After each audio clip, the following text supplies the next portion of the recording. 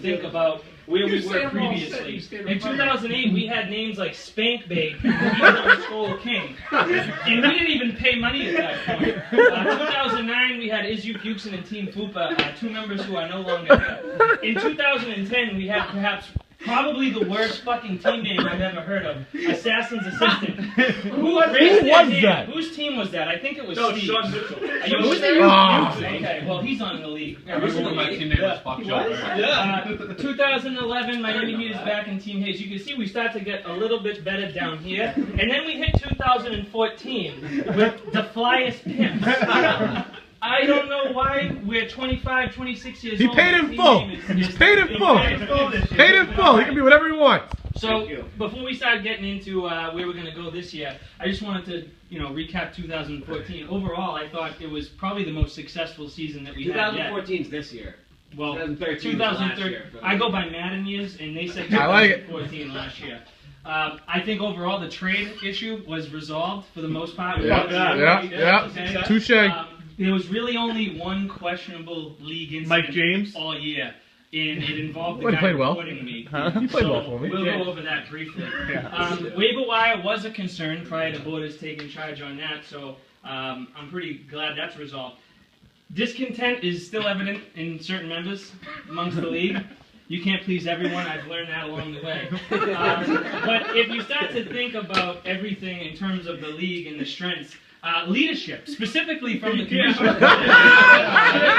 pretty high.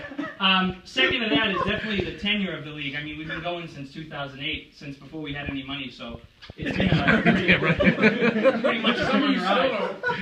Competitiveness, I mean, you guys all have cell phones, and Murph's phone's probably blowing up all day. So. Fairness and equality, I'd say that's largely driven by the commissioner.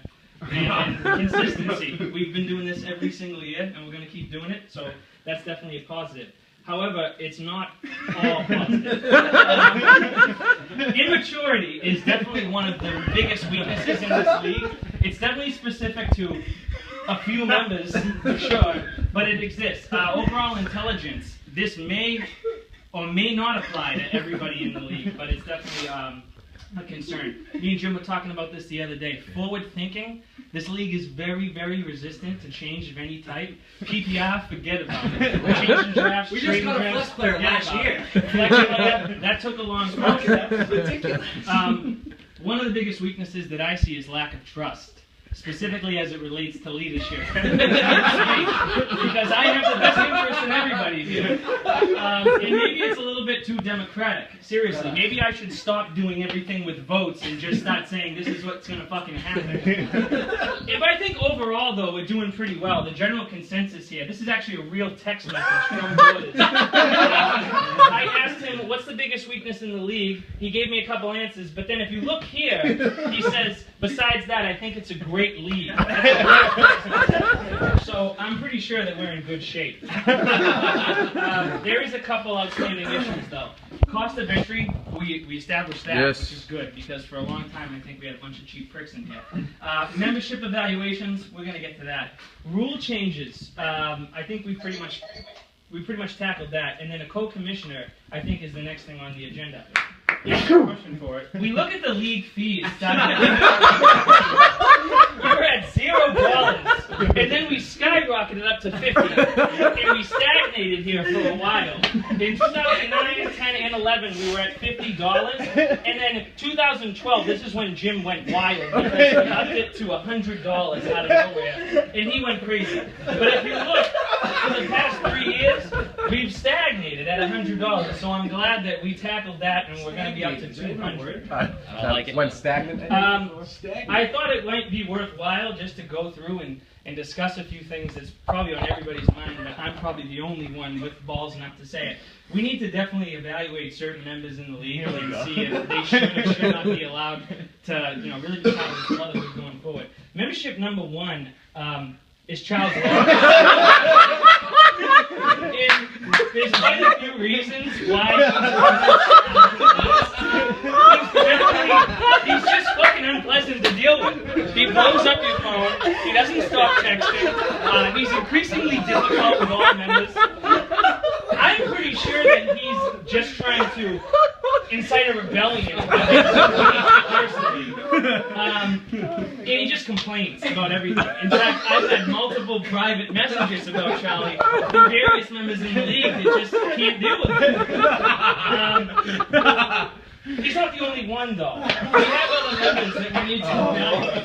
And I don't think number 2 is going to come as a surprise as anyone in this league. This is Steven's.